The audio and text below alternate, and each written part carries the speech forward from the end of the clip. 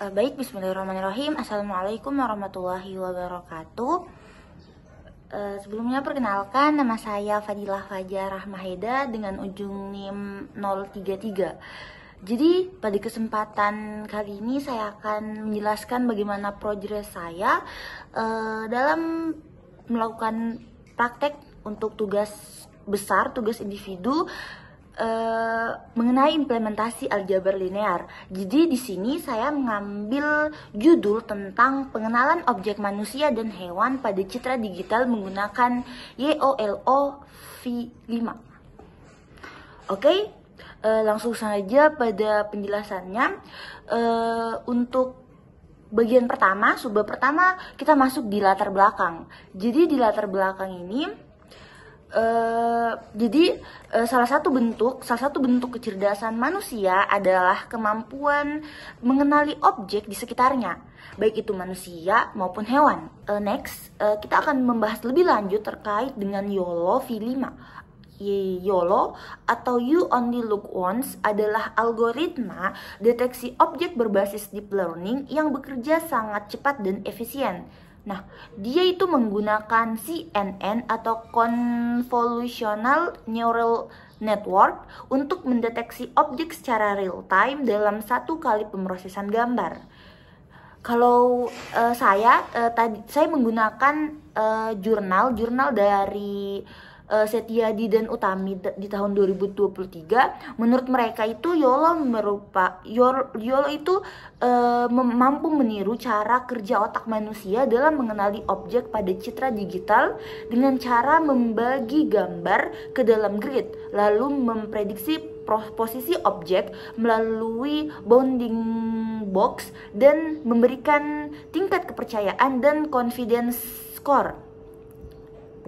Namun mirip dengan judul saya tadi, untuk deteksi hewan dan manusia menggunakan YOLO V5, dia itu kalau versinya YOLO V5 itu sudah dilatih sebelumnya kayak pre-trained model untuk melakukan deteksi manusia dan hewan dalam gambar berwarna atau RGB tanpa melalui proses latihan secara berulang. Nah, deteksi objek hewan menjadi penting mengingat dalam berbagai studi seperti sistem pemantauan satwa atau pengawasan peternakan diperlukan pengenalan otomatis terhadap keberadaan spesies, ya seperti sapi, burung, kucing, lumba-lumba, harimau, dan hewan-hewan lainnya. Nah, dengan menggabungkan deteksi manusia dan juga deteksi hewan, sistem ini dapat dimanfaatkan untuk berbagai skenario pemantauan lingkungan dan keamanan berbasis visual. Kemudian poin selanjutnya itu adalah terkait dengan tujuan. Tujuan dari praktik ini adalah kita dapat mendeteksi dan mengklasifikasi objek manusia dan hewan dalam citra digital menggunakan model pre-trained YOLO V5 dan memvisualisasikan hasilnya dengan bounding box pada objek terdeteksi.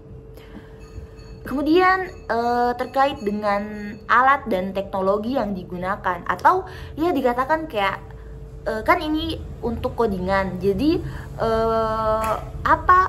library apa yang akan digunakan dalam bahasa Python? Jadi di sini ada 3 library. Yang pertama adalah OpenCV, yaitu untuk melakukan pemrosesan gambar. Library yang kedua adalah Matplotlib untuk memvisualisasikan nanti hasilnya kayak bagaimana. Dan yang ketiga, dataset COCO. Dia itu bawaannya dari YOLO V5 yang mencakup label manusia dan label hewan. Nah, bagaimana cara kerja atau prinsip kerja dengan deteksi objek ini menggunakan YOLO V5. Nah, dia itu prinsipnya menggunakan end-to-end object detection yang efisien dan cepat. Nah, untuk langkah pertama, dia itu akan menginput citra digital berupa gambar yang berisi objek. Nantinya di situ ada objek manusia atau objek hewan, atau keduanya yang diambil dari file atau kamera.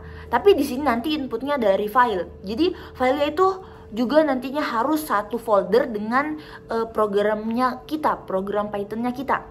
Nah, kemudian Pre-processing. Nah, gambar ini dikonversi dari format BGR ke RGB agar sesuai dengan input standar model YOLO. Dan selanjutnya yang ketiga adalah pembagian grid. Nah, YOLO membagi gambar menjadi grid. Dan pada setiap sel, model akan memprediksi beberapa bounding box. Kemudian prinsip cara kerja yang keempat yaitu prediksi bounding box dan kelas. Nah, setiap kotak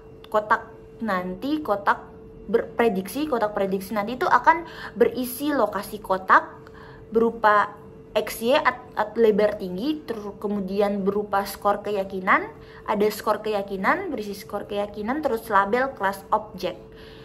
Misalnya dia itu deteksi kalau oh ini person, ini dog, ini cat, dan animals lainnya.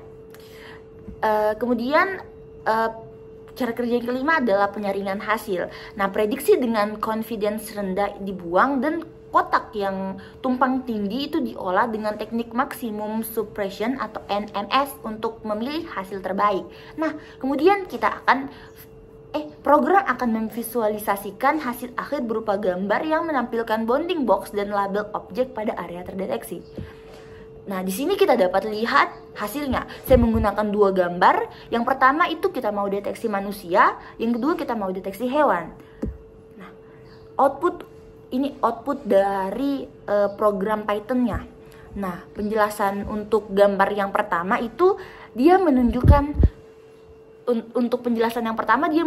hasil deteksi pada lingkungan kota. Nah, model YOLO V5 ini berhasil mengenali beberapa objek dengan label person. Nah, setiap individu diberi bounding box berwarna hijau lengkap dengan confidence score-nya. Jadi kita lihat di situ jumlah objek manusia ada 1 2 3 ada 5, ada 5. Kemudian confidence atau tingkat keyakinannya itu berkisar antara 0,66 hingga 0,94 yang menunjukkan kalau prediksinya ini cukup akurat. Dan yang ketiga adalah lingkungan dengan cahaya terang dan latar belakang kompleks tidak mengganggu akurasi dalam melakukan deteksi. Lanjut untuk di gambar yang kedua, jadi dapat dilihat kalau modelnya itu berhasil mengenali kedua burung kakak sebagai bird sesuai dengan label yang memang tersedia dalam dataset COCO dan digunakan saat pelatihan YOLO V5. Nah, hasil deteksinya itu cukup memuaskan karena burung pertama terdeteksi dengan confidence 0,92, kemudian burung yang kedua juga terdeteksi dengan confidence 0,90. Nah, arti dari angka confidence ini adalah kedua model ini sangat yakin lebih dari 90% bahwa objek tersebut yang dilihat adalah betul seekor burung, hewan bird.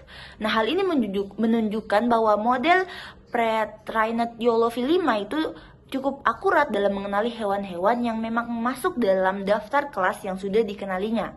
Oke, baik teman-teman, dari dua hasil visualisasi tadi saya dapat mengambil kesimpulan sementara bahwasanya model ini berhasil mendeteksi objek manusia dan juga hewan. Objek manusia itu lebih dideteksi secara akurat dalam berbagai posisi dan konteks, sementara untuk deteksi hewan itu dia itu masih terbatas pada label yang tersedia di COCO dataset sehingga kalau misalnya kita input gambar lumba-lumba, dolphin, itu bisa saja udah keliru untuk mendeteksinya karena di dataset COCO belum tersedia untuk kata dolphin. Nah, kemudian untuk meningkatkan akurasi dan kemampuan model terhadap hewan yang lebih spesifik itu diperlukan pendekatan lanjutan seperti transfer learning atau custom training dengan dataset baru. Baik teman-teman, saya rasa penjelasan saya mengenai deteksi objek hewan dan manusia cukup sampai di sini. Terima kasih. Wassalamualaikum warahmatullahi wabarakatuh.